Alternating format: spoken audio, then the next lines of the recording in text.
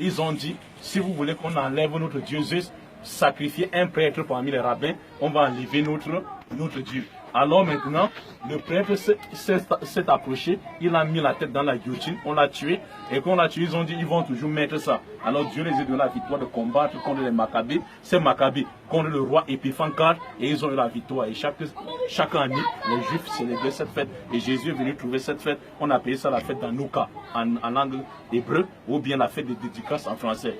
C'est cette fête-là dont la Bible fait allusion. Bon, on dit maintenant, on célébrait à Jérusalem la fête des dédicaces. C'était l'hiver. Et Jésus se promenait dans le temple sous le portique de Salomon. Les Juifs l'entouraient et lui disent, à quand tiendras-tu notre esprit en suspense? Si tu es le Christ, dis-le nous franchement. Voilà les gens qui voulaient l'identité exacte du Mashiach.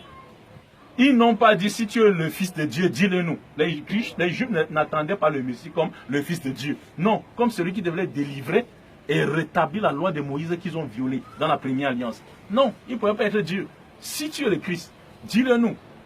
Ils n'ont pas dit, si tu es le Fils de Dieu, dis-le nous. Tu es Dieu, dis-le nous. Non, tu es le Fils de Dieu, dis-le nous. Comprenons la réponse de Jésus-Christ. Jésus leur répondit, je vous l'ai dit et vous ne croyez pas. Allahu Akbar. Frère, Jésus dit, je vous ai déjà dit que je suis le Christ, mais vous ne croyez pas. Il a dit où? C'était dans le temple quand il a commencé sa prédication, dans Luc chapitre 4, à partir du verset 18 jusqu'à 19. Lorsqu'il a pris le livre d'Ésaïe, il a ouvert Ésaïe 61, le rouleau, 1 à 3. Et ça disait en hébreu, Yo Adonai Elohim Eleya, l'Esprit du Seigneur est sur moi. Il m'a oint pour proclamer la bonne nouvelle aux captifs, ouvrir les yeux des aveugles et rendre libres les opprimés. Il m'a envoyé. Et l'envoyé ne peut pas être un envoyé, frère. L'envoyé ne peut pas être un envoyeur. Jésus a dit dans Jean 13, 16, l'envoyé n'est pas plus grand que celui qui l'a envoyé, ni le disciple plus grand que son maître. Jamais de la vie. Il m'a oint. Mais tout disciple accompli peut faire il peut faire, mais il ne fait pas encore. Il ne fait que par permission. Il peut le faire. J'ai dit ceci. L'envoyé. Mon frère Félix, je t'ai déjà dit de le débat, je ne cherche pas à avoir raison et de ton raison. Non, vas-y. Donc, ici, il dit ceci. L'envoyé n'est pas plus grand que celui qui l'a envoyé, ni le disciple plus grand que le maître. Ça se règle. Maintenant, ici, l'Esprit du Seigneur est sur moi. Il m'a envoyé. Et lorsqu'il a lu ça dans le temple de Nazareth, sa ville natale, il a dit, cette prophétie que vous venez d'entendre, aujourd'hui, c'est accompli. Ils ont refusé de croire en lui. Voilà pourquoi il a dit ici, je vous ai déjà dit. C'est-à-dire, je suis le Christ, l'envoyé de Dieu, le oint de Dieu, qui n'est pas Dieu. Parce que Christ ne veut pas dire Dieu. Et Paul va le préciser dans 1 Corinthiens 11, verset 3.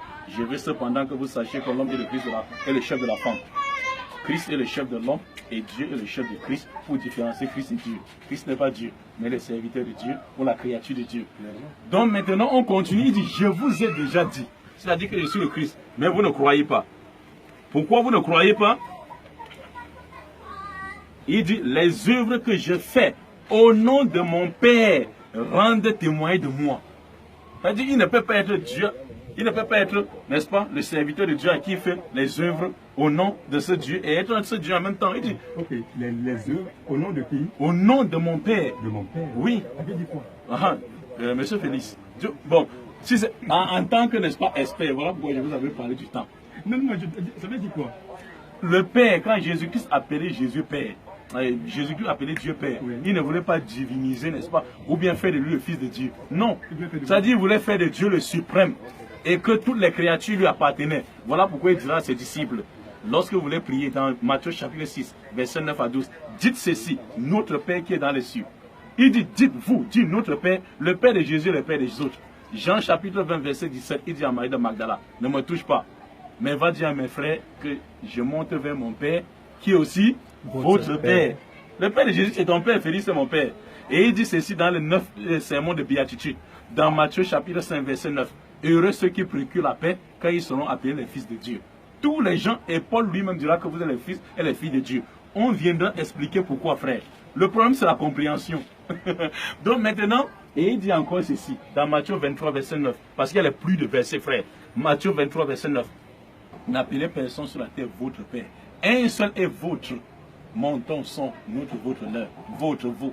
Un seul est votre Père, celui qui est dans les cieux, et n'appelez personne sur la terre, votre directeur.